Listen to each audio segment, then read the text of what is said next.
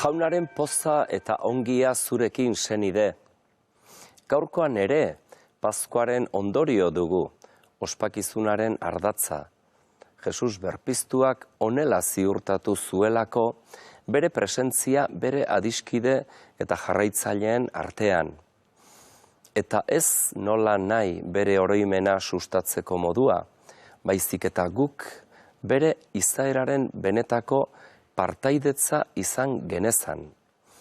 Espiritu Santuak alegia, Kristoren gorputzaren sakramentuak gauzatzen ditu, tradizio bizi eta dinamiko batean. Eta denbora ez da gehiago oztopo izanen kristau herria bere buru den Jesusi erabat atxikia egoteko. Bera burua gu gorputz horren atalak. Fededunontzat, jainkoarekiko partaidetza hori da gure nortasun eta askatasunaren gakoa. Argatik, Kristoren gorputzaz hitz egiten dugunean, azpimarratu behar dugu gorputz hori gizadi osoak osatzen duela, eta hemen datza kristau zibilizazioaren zutabeetako bat.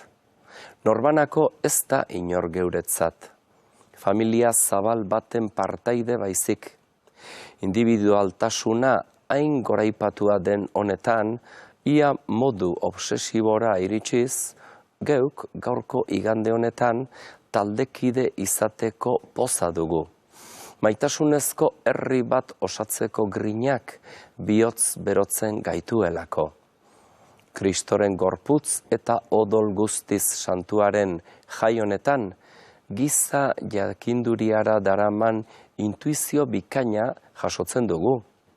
Ikuspegi liberalaren norberekoikeria eta ikusmolde kolektibistaren erlategi uniforme eta globalizatua motz eta anker gelditzen dira Jesusek amestutako herri berriaren ondoan. Jakina, bidean pixkanaka aurrera doan herria helmugarantz etengabe saiatzen dena. Gizadiaren egitura eta antolakuntza goitik behera aldatu du Nazareteko Jesusek. Nora ezean eta gauez morrontzako lurraldean zegoen gizadia, azkenik iritsi duelako agindutako lurra. Eta lur hori, lur santu hori, ez da leku jakin batean kokatzen. Santua da zeren Kristo da, gorputzaren burua, Elizarena alegia, bera da hasiera, hilen artetik lehen biztua, eta gauza guztietan lehentasuna dagokio. Jainkoak nahi izan baitu, bere izaeraren betea Kristorengan egotea, eta honen bitartez gauza guztiak berekin adiskidetzea. Honela mintzo zaie San Paulo Kolosako kristauei. Beraz, mundu honek ezin du bere kabuz oreka eta bakea lortu, ezinezkoa zaio otamen orokor bat antolatzea, beti azkenean boteretsuak mahaikide suertatzen direlako, eta txikiak aukera on guzietatik kanpo. Batasun hori munduan betidaniko ametsa izan da, eta denok ikusten ditugu hainbat tokietan egoera negargarriak. Nola lortu batasun hori? Izango ote du gizadiak aukera bat bederen? Kain eta Abelen sena norbaitek moztu dezake? Nola ez senideok? Denok duzue izena, Jesusena alegia. Nire gorputza jaten eta nire odola edaten duena nirekin bat eginda dago, eta ni berarekin. Jesus da lotura, elkargoa, aliantza, euskarria. Eta honela Eliza gorputz moduan aurkezten badugu, esan genezake ez dela soilik Jesusen inguruan biltzen dela.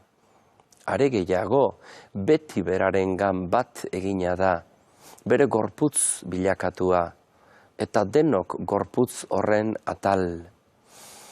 Berriro ere, kristautasunaren aldea hainbat gure kulturako pensamoldeen aurrean. Pertsonaren bokazioa ez da norbanako izatea, isolatua geratzea, besteekiko haustura etengabe ziurtatzea. Filosofia hori nabarmen hedatu da azken urteetan gure artean, eta fededunok borrokatu beharra daukagu, gezurrezko ikusmolde estu horren aurka. Kristorengan bat bagara, elizkoiok ez dugu inor, arrotz bezala hartzen, edo zein dugu senide, arraza, kultura, ideologia, edo beste edo zein ezaugarrik, ez dio izpi bat kentzen, guk edonorekin dugun zorrari. Maitasun zorretan gaude. Bestea niretzat doain bat delako, eta ni bestearentzako ere. Hau garbi ikusten du Jesusek, eta agindu berria argatik utzi digu. Hala dio Joanek bere lehen gutunean. Ez harritu senideok mundukoek gorroto badizuete, guk badakigu, eriotzatik bizira iragan garena, eta hau jakin senideak maite ditugulako dakigu. Zein ederra den ikuspegi hau, ez geuk sortua, guretako lehen senideak baizik Jesusek. Hautsi dira mugak, esiak, aitzakiak, jakin badakigu edo zein dela lurtar, eta argatik zerutiar. Guri dagokigu gorantz, etxera joaten laguntzea, lagun urkoari. Kontuz beraz, elizan gure eskandaluak direla eta hainbat senide beherantz amildegira bultzatzen dugunean. Eukaristian jasoko dugu berriro elkar maitasunerako indarra, inspirazioa eta presentzia. Kristoren gorputza esaten digu apezak komunioa banatzekoan, eta guk amen erantzungo. Kristoren gorputza esanen dit Jesusek kalean, auzoan, bidean, edozein gizon emakume aurrean, eta nik, zuk, amen erantzunen diogu gure bizitza osoarekin. Hala bedi adiskido. Goiko indarraz jantzi gaitzala espirituak, gizadi berri horren alde joka gaitezen. Bake eta on, egun argitsu honetan, aste ona izan.